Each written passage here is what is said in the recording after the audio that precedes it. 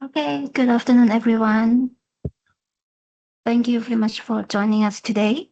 On behalf of the Frankfurt Chamber of Commerce, we are I'm so pleased to welcome you to this free webinar on the AI project simulation workshop by System in Motion. And today we are with Kun Gongsak and Kun Mishari, our member.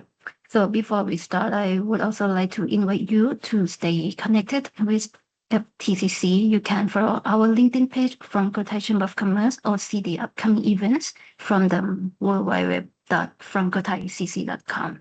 So now I will leave the floor to Kun Gongsak and Kun Mishari. So our experts today. Let's go. Okay. So good afternoon, everyone, and welcome to this webinar. Just to make sure that everybody is seeing my screen, if you can put your thumbs up, let me know that everybody can see it. Okay, perfect. So this today will be 1 hour. I'm joining with Kun Mishari. We are going to present how to use AI for project management, and we'll be using a case study on the logistics. Okay, that's the case study we have been will be using today. So this is the type of event that we do with the FTCC. So we do keynotes, we do webinar, and we do training. And so we do this on a regular basis, almost once a month. Just for this webinar, I put those guidelines. Put your microphone off. If you have any questions, feel free to put them in the chat. Have your preferred LLM ready. So whether it's ChatGPT, Gemini, or whatever, because there will be some hands-on activity where you will need to participate. We'll be using some of the prompts. We have defined a short prompt template, and I will be putting this in the chat now so that you know where it is, and you can have it. I just need to figure out. Yes, here's my chat. Why my mouse is okay. I will need to do this, and I will be putting this into the chat. Up, Control V, up. So you should be able to access the prompt library for during the exercise. Come back here. So the agenda will do a brief descriptions of project management and AI project management.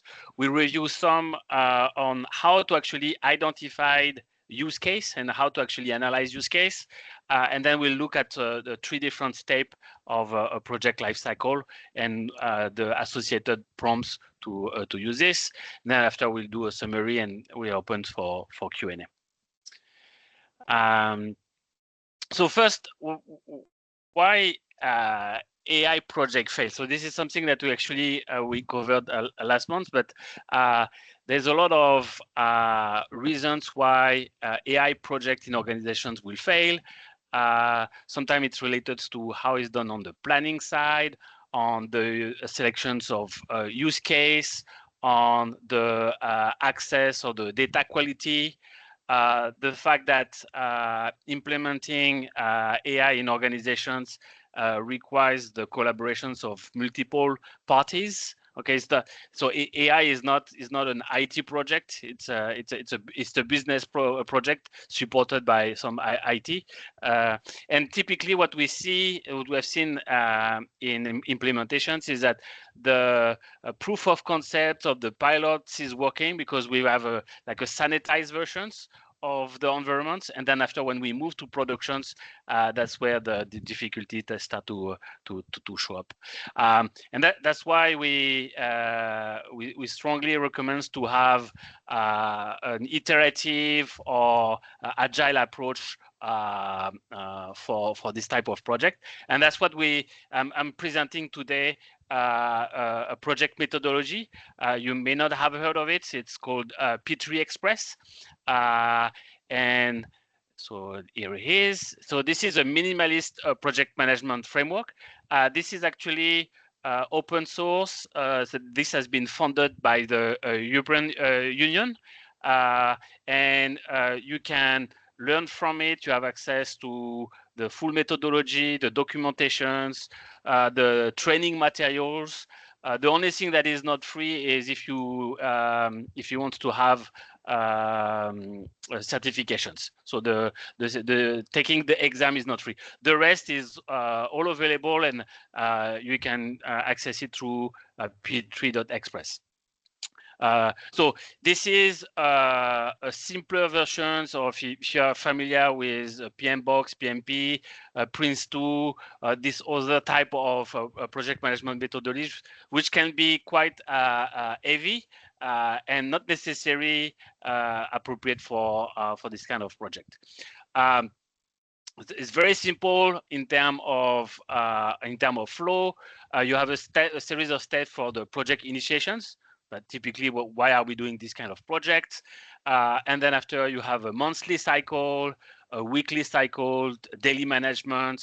You have a weekly closure, monthly closure, and at the end, a project closure, and of course, a post-management review, just to see, okay, why, how come, how did our project went. So I'll be using this framework to actually and to use prompt based on this. So this is the use case that I wanted to use. It's a logistic use case.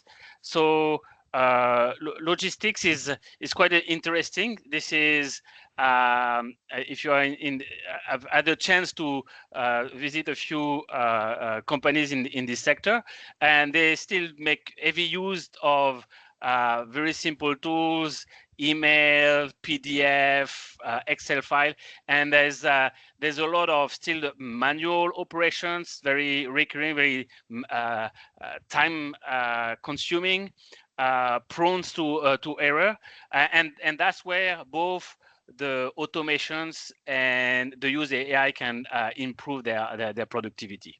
Okay, if you have, so you can imagine all of the flow of documents that can go from one provider to another. A lot of this is actually still very manual. Even if it's done electronically, the exchange of information and the validations is very manual, and of course prone to error. So the idea in this use case was to identify in this kind of industry, what are the top use case that really we should be focusing on, but where we should spend our time. Okay, and one of the challenge that we have seen is basically processing PDF. So there's a lot of exchange between parties. So you can imagine party A and party B. Party A is extracting data from their internal system, could be ERP or other management system, converting these informations into a PDF, then exchanges through emails to the other party opening the email, reading the PDF, and I've seen this copy paste manually to whether it's an Excel system or an internal system. So there is this a very compelling case here to actually detect all of this, to actually process these informations automatically. So it could be extracting the informations, okay, that's and then inputting this into the system. But there's also doing some automatic risk detections, basically making sure that there is data consistency. Okay. Of course, with this, there's also possibility to review informations and to do some predictive analysis. So the idea is that when we go into an organization like this, every parties have an idea of what their project could be. Okay, so but it's not necessarily well defined. Okay, because not everybody is a project manager and the experience of preparing all of the framework and the proper documentations. So typically it says, oh, I want to do this and this and this, and this is not clearly properly documented. And that's one of the first idea to use AI here is first to clarify what is the use case and really make it clear what is the benefits of this use case. So what basically is that what is the objective and what will be the ROI for this use case. So just a quick recap on prompt engineering. I'm assuming that most of you are familiar with the prompt format. So today we'll be using a very simple one. So the framework has act as, task, and output. During our training, we actually recommend a different structure. We call it the ERCFC. E is for example. So sometimes we give an example in our prompt. Same as the act as, we had defined a role. We will add a context to the request. On the output, we will define the format, and then we'll specify the command for the for the request. Okay, so that's typically what we'll be seeing in the hands-on exercise. So maybe Michelle, you want to take on this, the definition of the first use case, the refining the use case? Sure, thank you. This is our first hands-on use case. So could you please kindly open up the prompt library that was sent sent to you earlier? Right. So sorry, no, I was talking to the to the audience. Yes, to the participants. But that's what it looks like. So if you don't have it, please kindly open it up. Okay. So the point of this, right, is to turn a vague AI idea into something more usable, because this is often where the gaps in project management come in, right? You being unclear. So here, what happens is that with this prompt, you are refining your idea into objectives, inputs, outputs, and impact, right? So you can try this with AI for automated custom form or even classifying shipment delay predictor. What happens is that this turns a fuzzy idea and forces it into a practical structure. So it becomes something that we can scope, evaluate, and manage. Next slide, please. Yeah.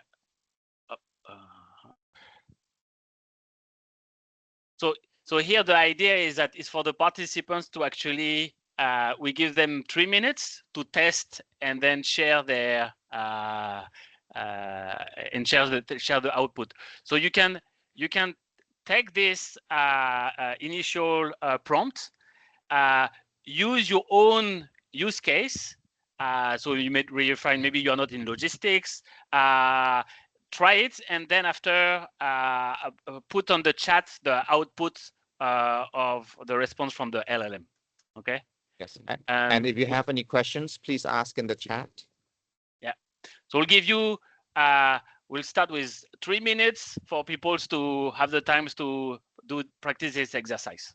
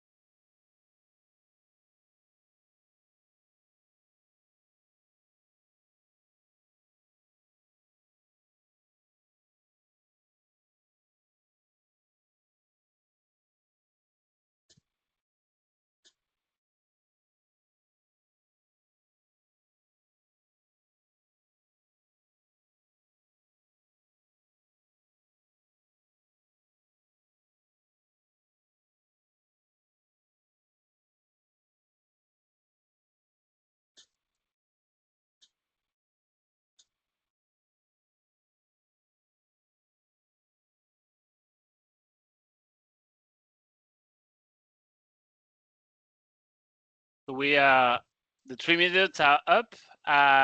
So I've put in the chat, you should have seen my prompt and the output of the prompt. So again, I can show you this directly. So this helps to really format properly, and this is the beginning of a project brief to be discussed. Okay, you could add, of course, additional information. You could, for example, try to estimate the level of number of resource required, the time frame, and so on. And this helps, for example, when you have lots of initiative, to make a list of initiative, and then being able to have the basics to actually rank those initiatives and decide that out of those 10, 15 ideas, will be initially focusing on initiative 1, 2, 3. Okay. So thank you, Emmanuel. Act as an AI strategic consultant, refine the okay, project, create a table, receive, yeah. So the output Excel file with invoice number, pure description, and so on. So this is the idea here is that even before the project starts, is to refine the requirements and the idea. Okay, so we'll move to next step. So thank you for sharing. Next step is the initiations. So initiations is where we are going to, there is a series of 10 steps. This is for us to define what's the scopes, the boundaries, the deliverables that we want to have. We want to start to have some form of risk identifications. And then after to help us to decide, okay, are we actually going for this project or not? Okay, so there is this series of steps to, so actually there is, I think is next slide. We've got all of the different activities for the initiations. One is to identify the sponsor or the project manager, define the team, description of the project. So this will be maybe an input of what we have done previously. Clarified on the deliverables. Is it the service? Is it the product? Make a list of shareholder and starting to do stakeholder analysis. Listing the technical requirements, making sure we identify the risk and what could be, how we could mitigate them. Defining in the plan response, and then at the end defining whether it's a go or no go. So this of course will be based on the return on investment.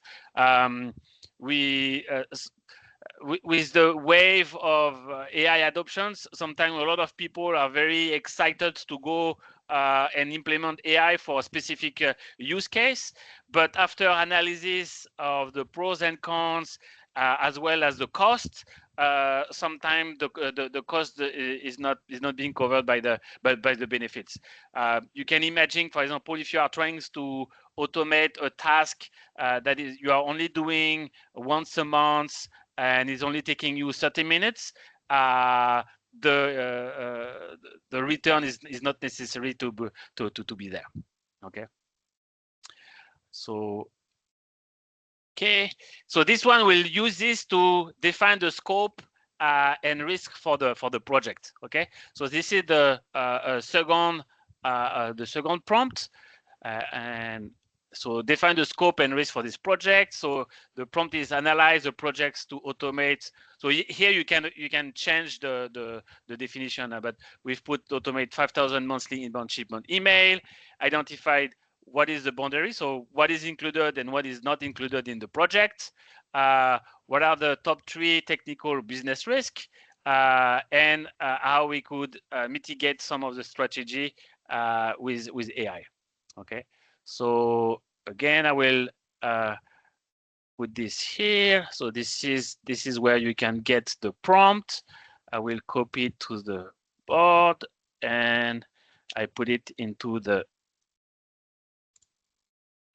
prompt in the chat, and I'll give you 3 minutes to practice with this prompt while I'm doing it.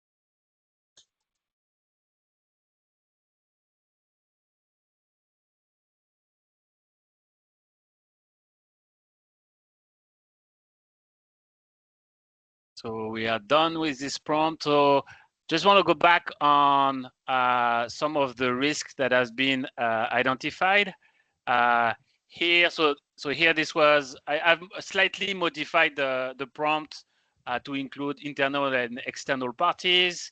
And also I wanted to have a probability, which I misspelled, but LLM don't really care about misspelling. So the risk here is poor data standardizations in outbound email. So when you've got data exchange and in this kind of format, that's one of the challenge is actually to be able to extract properly this informations. Okay, and sometimes it does require some extra trainings to be able to do this. From a business side, you may have effectively resistance from parties. So I've been in situations where I look on how the different party exchange informations, and from an IT perspective, from a technology perspective, it does not make sense. Okay, it's that we are in 2026. That's not the way we should be. People should, this kind of organization should have adopted some form of API or other messaging platform, but not email and PDF. But the reasons why it's very slow to change is the resistance of change of those stakeholders. This is how they've been doing business for a long time, and they are very resistant to change. The risk number 3 is also something that we see is the scale of the volume of data to process. So in the proof of concept, processing email looks fine. But when you increase the scales and the number of email, then you have processing power that comes into account, but also the cost of doing this. So for example, if I know an organization that have been trying to do this using standard LLM capability to actually process those PDF, and this becomes quite expensive in terms of number of credits. Okay, it's a choice of technology. I think actually to do this part, that is you've got to be thinking about, okay, how much is it going to consume if we use this technology or this technology? That's where you need somebody with an expert who can actually recommend what's the best way of doing this. If you have done this exercise, feel free to put on the chat so we can share with the rest of the team.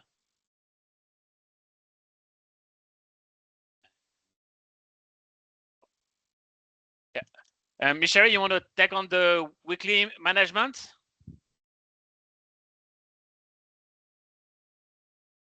Sure. Certainly. So so after that phase is done, right? The next part of the project management phase is just the regular weekly management, right? And this is where there's a lot happening. So so AI can actually help you with some of the tasks. So for example, the performance tracking, right? This is where you basically figure out if your project is on track or not, and also this is where you measure the deviation in project, which is basically every project manager's. I don't want to use nightmare, but at times it can turn into one, right? And AI-driven reporting. So the reporting usually takes a lot of time. There's a lot of information to process and whatnot.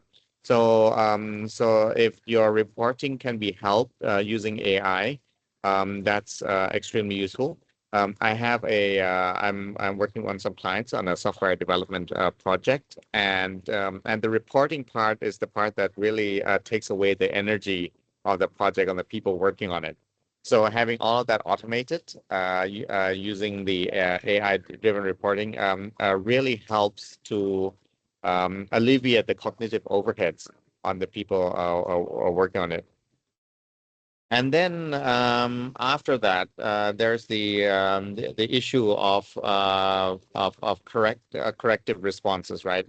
When the project is off track, then how do you deal with it? Again, this is often difficult. There are a lot of stakeholders. There's a lot of communication styles, right?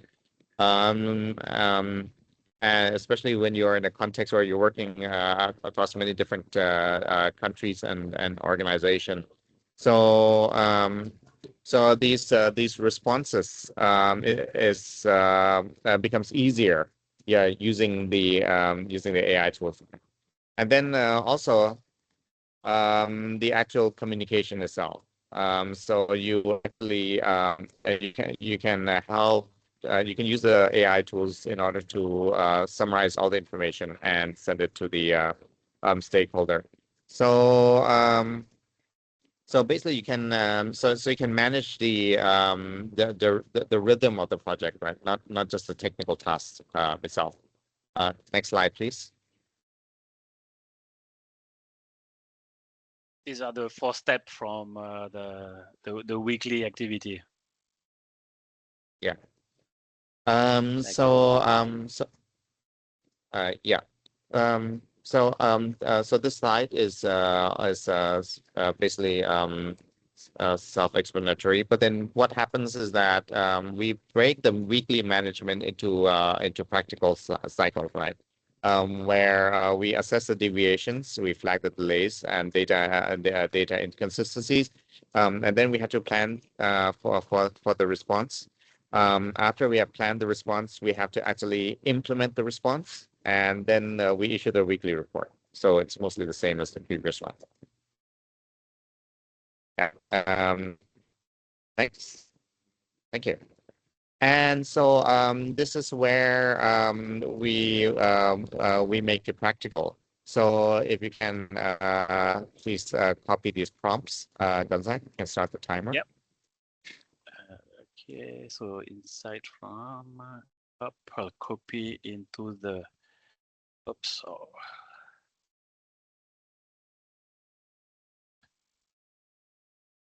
Up, copy into the chat up.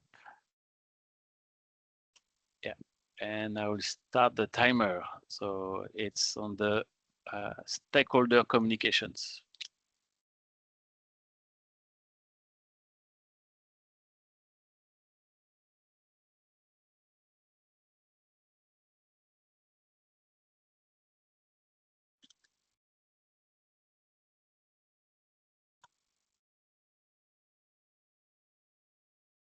Yes, and so and this is extremely useful because I'm working on a project across 3 different cultures, right? One is tends to be very very polite. Let's put it this way, very polite, very like passive, right? While another culture is extremely aggressive, right, and very sort of to the point. And when these 2 teams talk to each other, there's a lot of tension because the first team says that the other team is extremely rude and aggressive. The second team says the first team never gets to the point. And have realized that using AI as a cultural adapter works extremely well in these circumstances. Within a few exchanges, apparently both parties have started understanding each other. So this might be very useful for your project.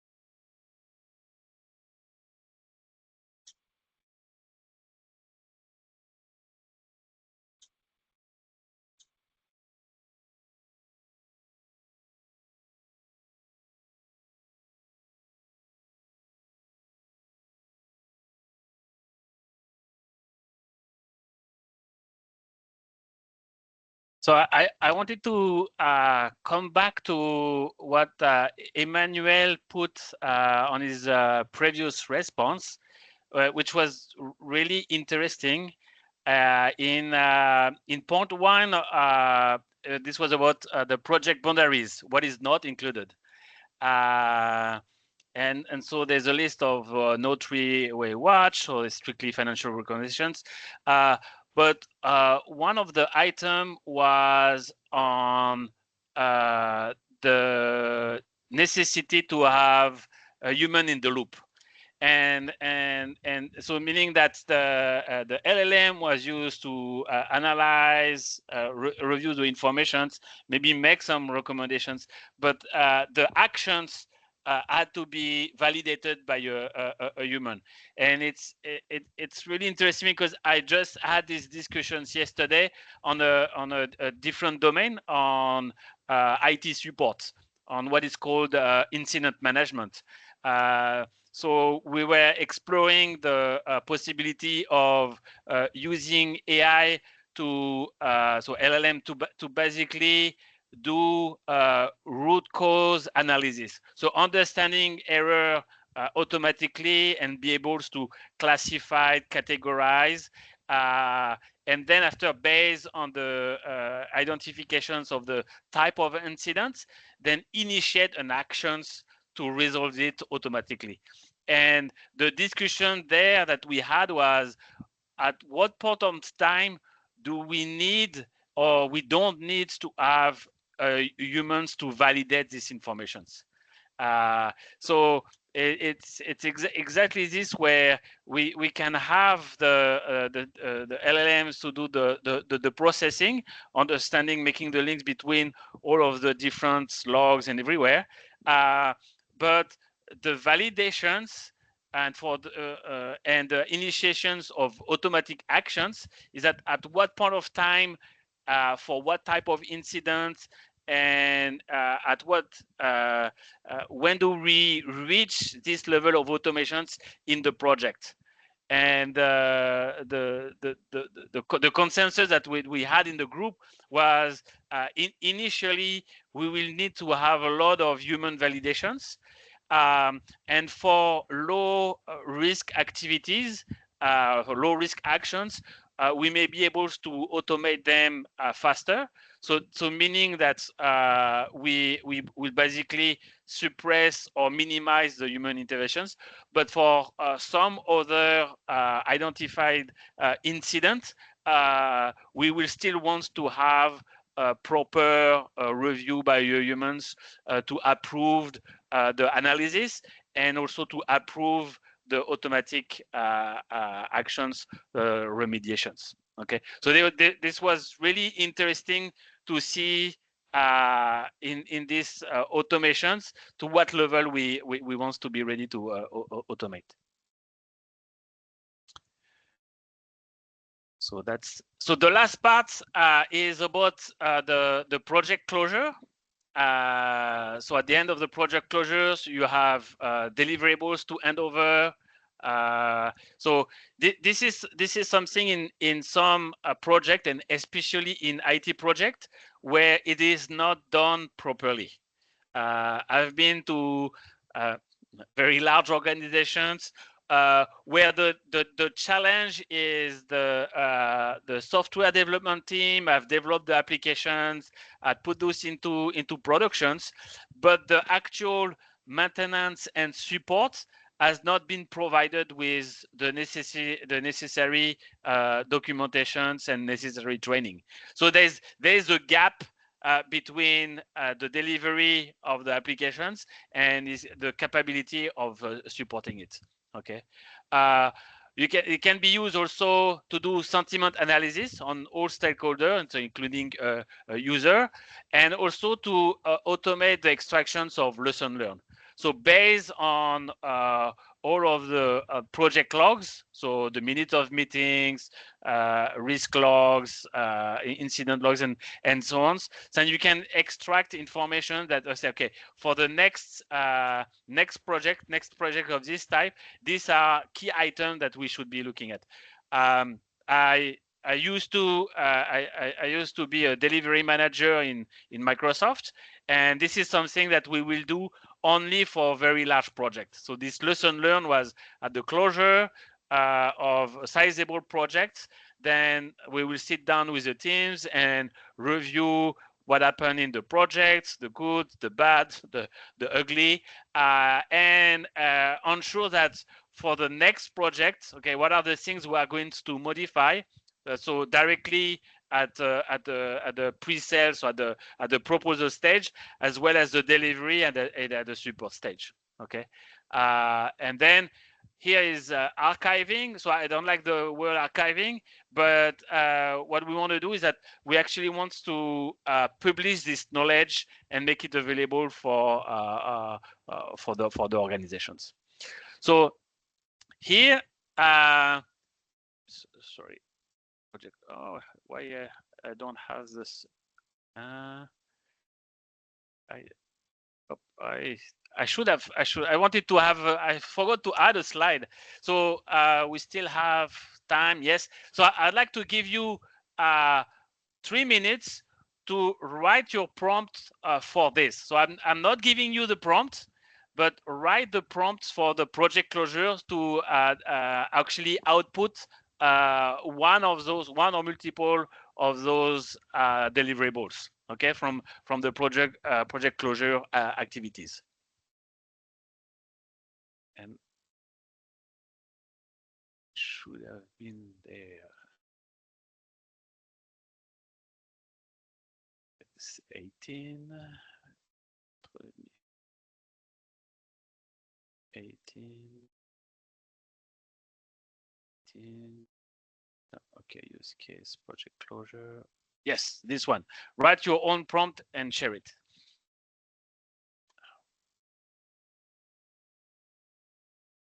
So I'll give you 3 minutes, so until 3:50. So how we do this? You.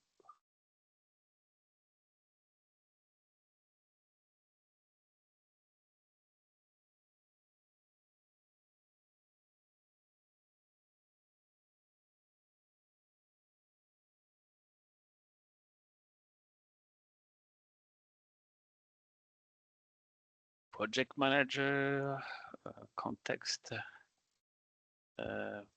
check, and lesson learn.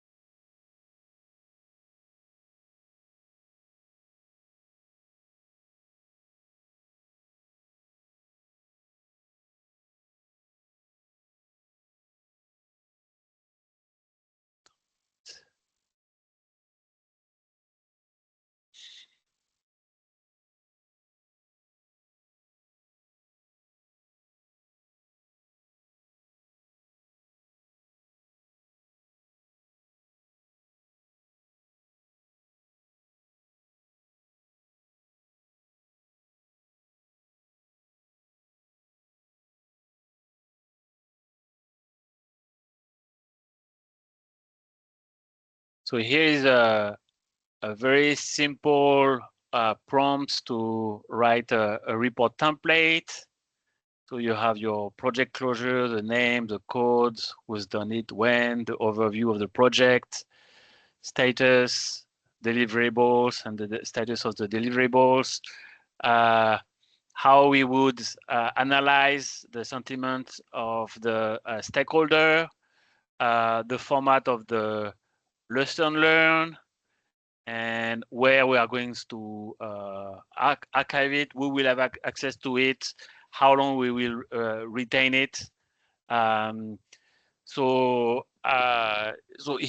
here would be the type of extra requirements you may have is depending on the sensitivity of the informations in the documents. So I work with a company who was separating technical documents and financial documents at all the proposal and contracts, because he didn't want everyone to have access to the actual figures of the contract.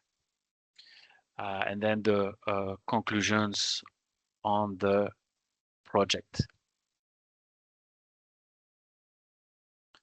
So if you have done the same, you can put your share your outputs in the chat.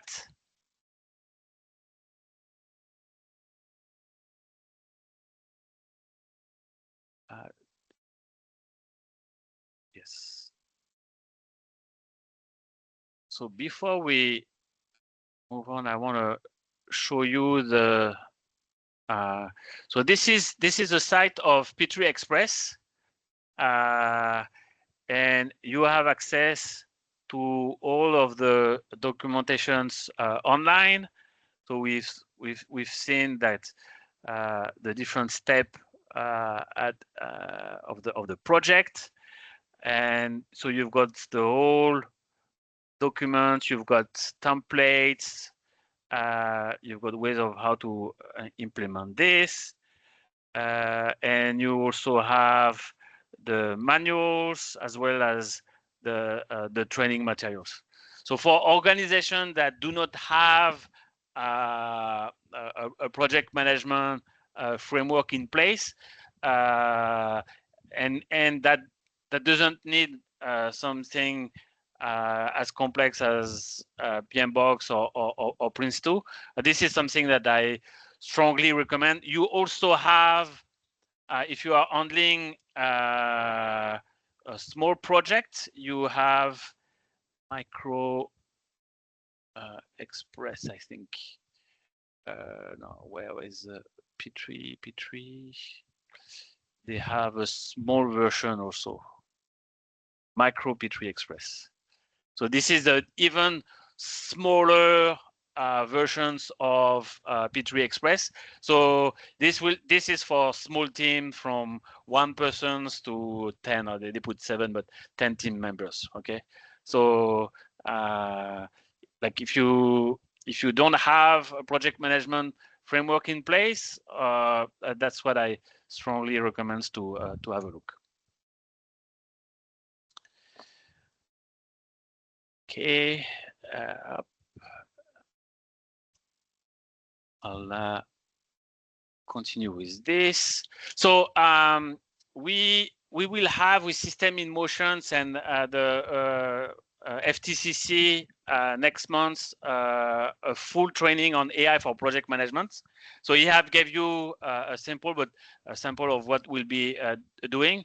There we have it's a 3 hours training.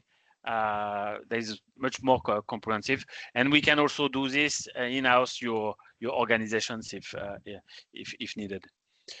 The date is 12th of May. So these are the type of activities that we do. 12th of May, and the next training that we plan to do with the Swedish Chamber of Commerce will be on AI for HR. So you can access AI.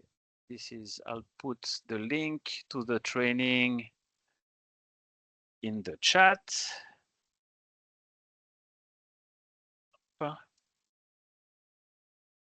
And you can scan it, and you will get the same. And now we are open for questions. If you find it useful, what you can take away from this, what are your typical challenges with AI? I'll be glad to take your questions.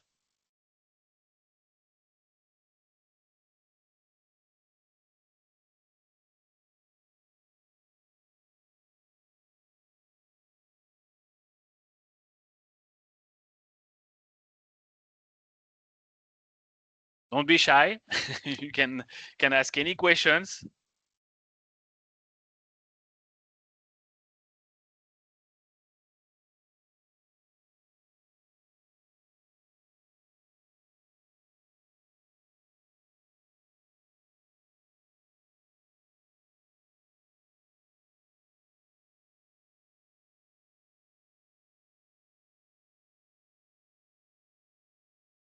So I will put on our next slide. So what I want you to take away from for today, one is start using AI. Our challenge is to know where to start, ensuring compliance, security. Yeah, that's the recording. I can give you access to the slide as well. So the one of the questions from Emmanuel is that we want to start using AI at the company. Our challenge is to know by where to start. That's a typical questions and ensuring compliance and security. So what of course we do training, so we of course we recommend people to do training, but the reasons we recommend people to actually go start with training is to enable the employee to have the necessary tools to clearly understand what is possible and what is not possible with AI. Okay, and of course to understand how to make use securely, safely the tools. I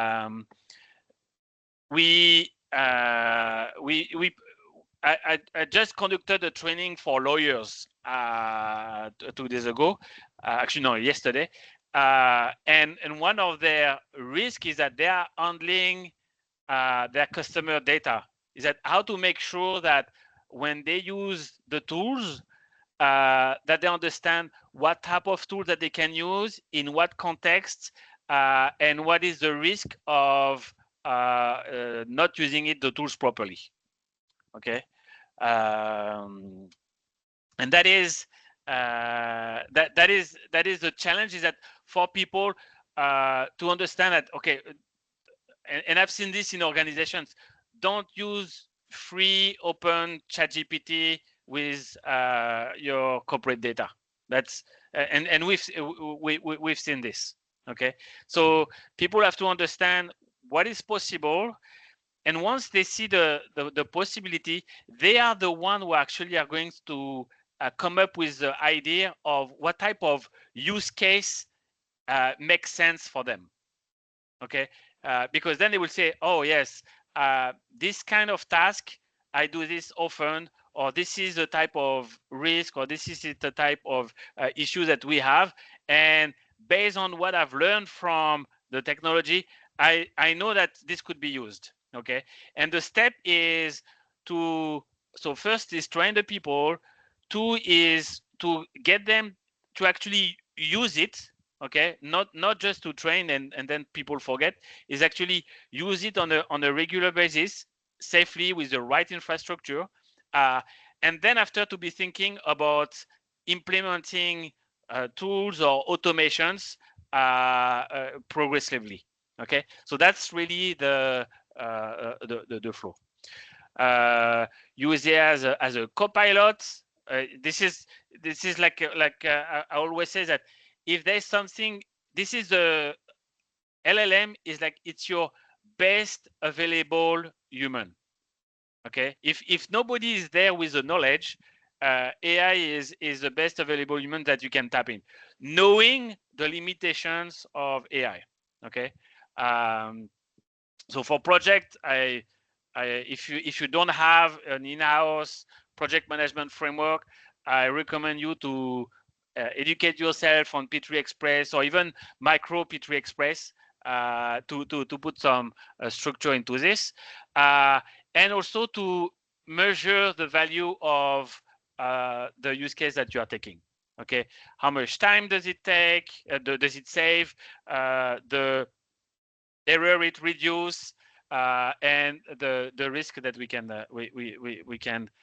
identify. Okay, and then take one of this use case and then start with this. So that's really what I want you to as takeaway for today. So feel free to contact either me or Mishari. We are both easy to find on LinkedIn. There's only 3 Gonzag in Thailand, and I'm the only one in IT. And Mishari is also well-known, so you can look us up on LinkedIn. The recording one more IT. Oh, currently okay. And so one of the link quickly will help. We will come back to you. Sure. Thank you, Emmanuel. If there are any other questions, shoot now or contact us later through LinkedIn. Otherwise, thank you for your participations and hope to see you soon in one of our training. Thank you.